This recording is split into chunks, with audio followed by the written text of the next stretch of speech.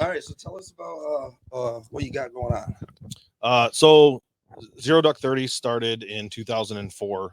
It started out of the 1462nd Transportation Unit.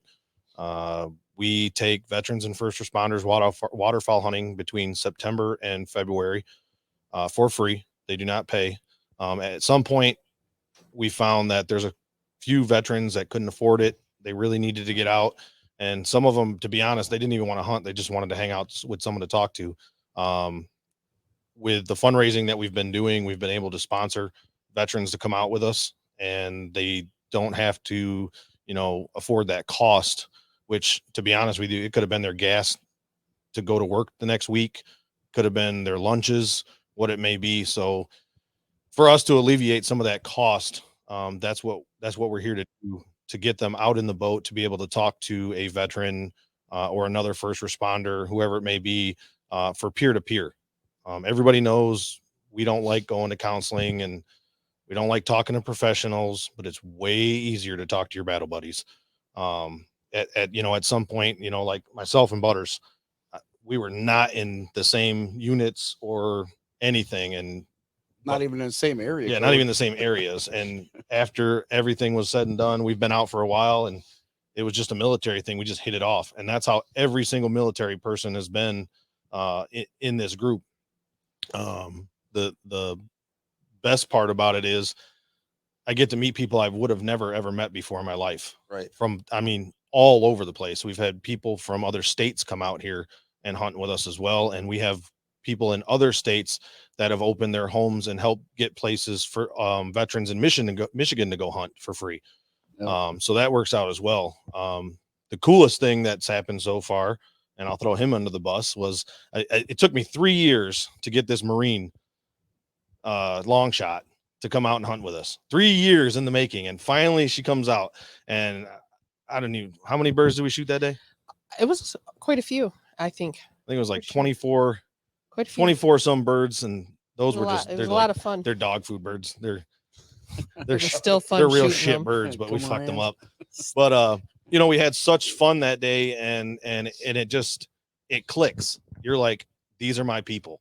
Yeah. And she calls up and she says, this is in the wintertime. So she calls up and it's almost it is December, I Yeah, think, finally. yeah, it's getting close to it.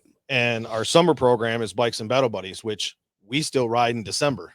And our December ride on the motorcycle is called the Burrito Run. Yeah, We all for jump on the right? bikes from downriver in Brownstown. We meet up and we all ride to Detroit to go get a burrito.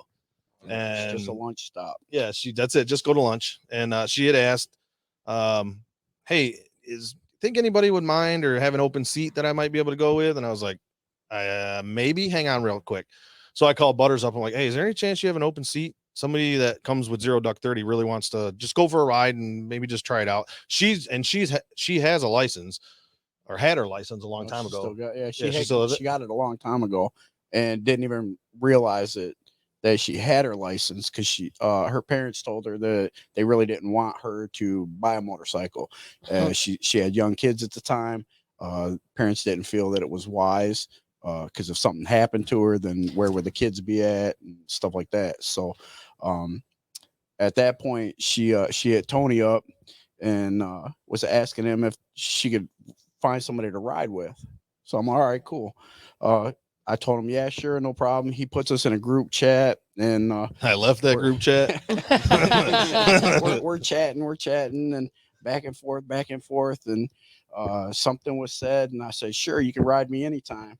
And she goes, what? Excuse me? Oh, I was typing so fast I forgot the word with. After that, it was all over with. Janae goes, hey, Tony, Peas and carrots. time for you to leave the chat. It's like, okay, bye.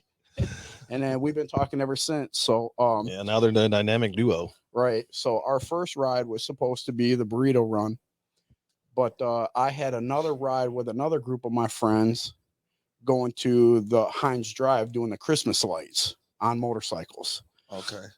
So I asked her if she wanted to tag along on Friday night and go with us. She said, sure. So that was the first time I met her, and I'd only been talking to her for 3 or 4 days before that. And she went out on the ride with me for that, and we've been together ever since. So we're not a dating site. It just happens. No, yeah, it just happened. No kidding.